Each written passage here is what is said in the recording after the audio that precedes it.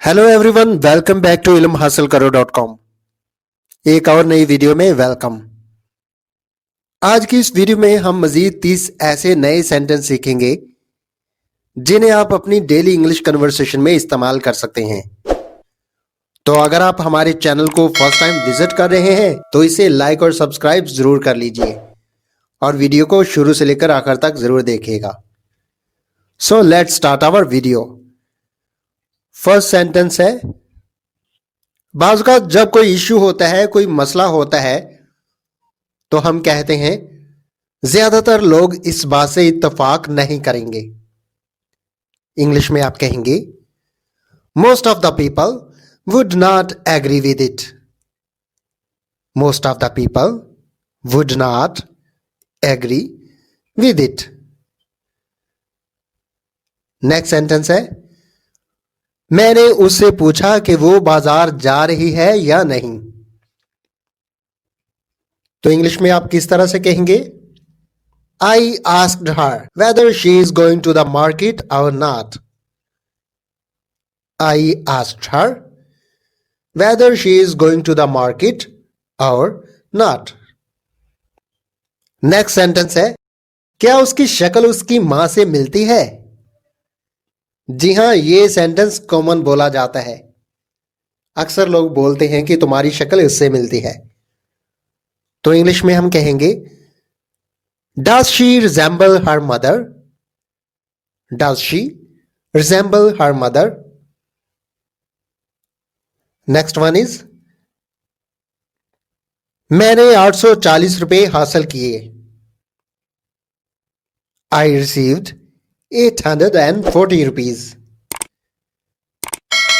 Received की जगह आप गोट भी लगा सकते हैं, दोनों तरह से ठीक है।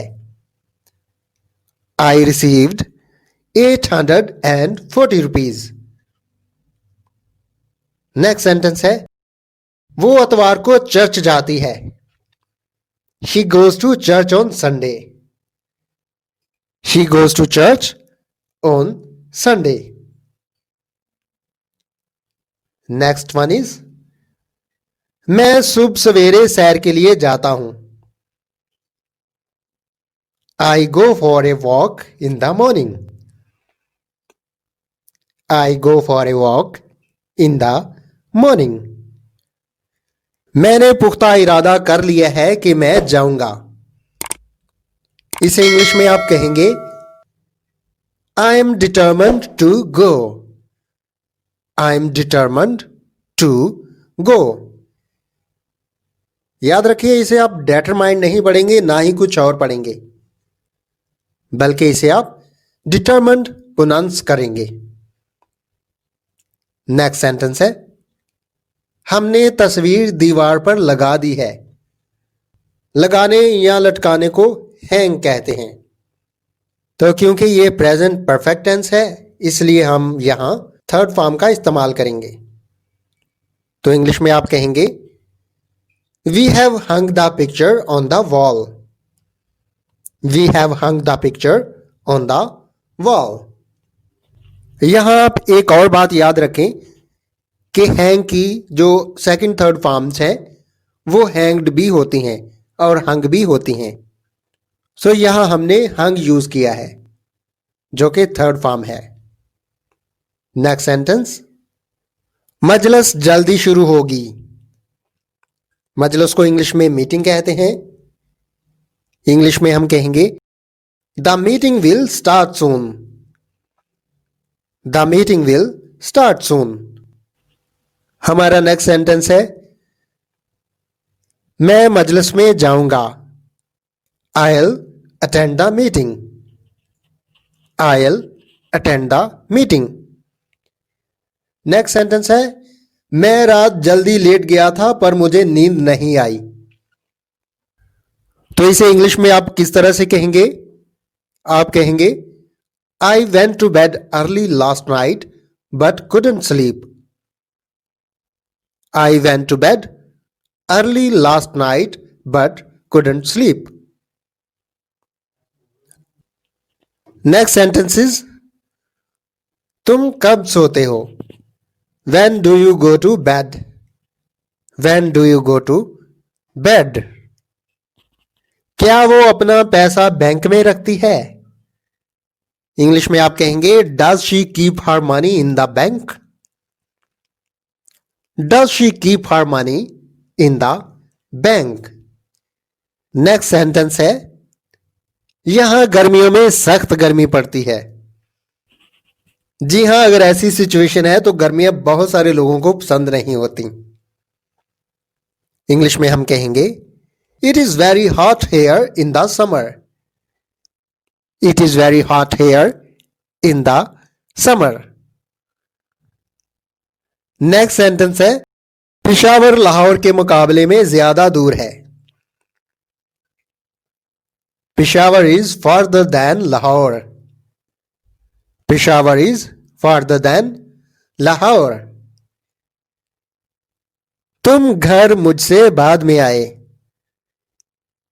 इंग्लिश में आप ट्रांसलेट करेंगे you came home later than me. You came home later than me. मुझे तुम्हें एक नसीहत करनी है। Let me give you a piece of advice. Let me give you a piece of advice. Rukhsana के बाल लंबे हैं।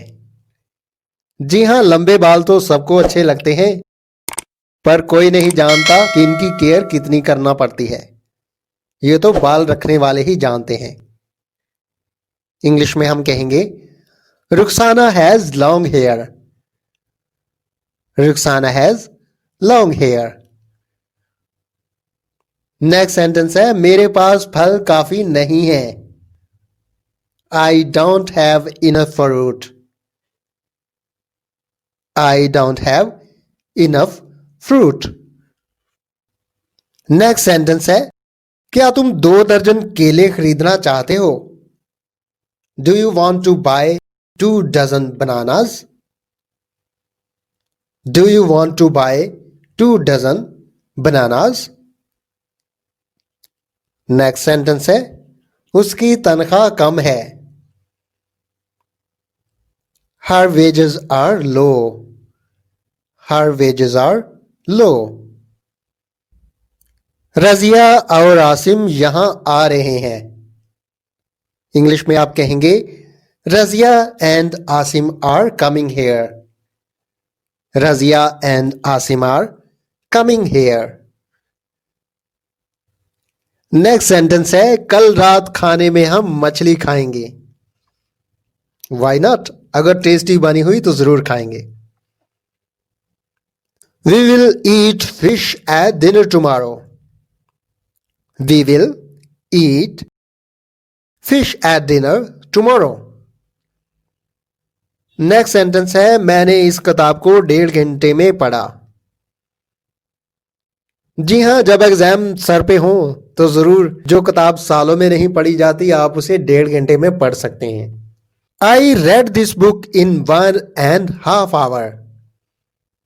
I read this book in 1.5 hours। यहां रीड को रेड पढ़ेंगे, लिखा रीड गया है लेकिन इसे रेड पढ़ेंगे क्योंकि रीड की सेकंड थर्ड फॉर्म को रेड रेड पढ़ते हैं। तो क्योंकि ये पास्ट का सेंटेंस है इसलिए इसे आप रेड पढ़ेंगे। नेक्स्ट सेंटेंस है वो काफी हंसमुख है। जी हां, हंसमुख लोगों की कंपनी हर कोई ज्वाइन करना चाहता है, लेकिन अगर आप सैड रहते हैं तो हर कोई आपकी कंपनी से दूर भागेगा। इंग्लिश में आप कहेंगे he is a jolly fellow. He is a jolly fellow. Next sentence है अपना बोरिया बिस्तर बांध लो। Pack up your bag and baggage.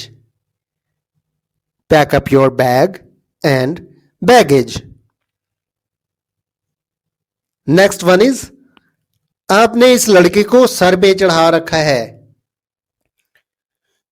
English में आप कहेंगे you have given a long rope to this boy. You have given a long rope to this boy. यहां आप सोच रहे होंगे कि जैसी उर्दू है उसके मुताबिक तो इंग्लिश की ट्रांसलेशन नहीं है, लेकिन उर्दू के कुछ फिक्रे ऐसे होते हैं जिनकी ट्रांसलेशन इंग्लिश में सेम नहीं होती, जैसे हम अक्सर मुहावरों में देखते हैं। तो ये सेंटेंस भी उसी कैटेगरी में आता है। नेक्स्ट सेंटेंस है, मुझ में और आप में जमीन आसमान का फर्क है। इंग्लिश में आप कहेंगे we are poles apart. We are poles apart. हमारा लास्ट सेंटेंस है, मुझे सुबह 5 बजे जगा देना। Wake me up at 5 o'clock in the morning. Wake me up at 5 o'clock in the morning. Thank you very much for watching this video. Please make sure to hit like and subscribe our channel. Have a happy day or evening there.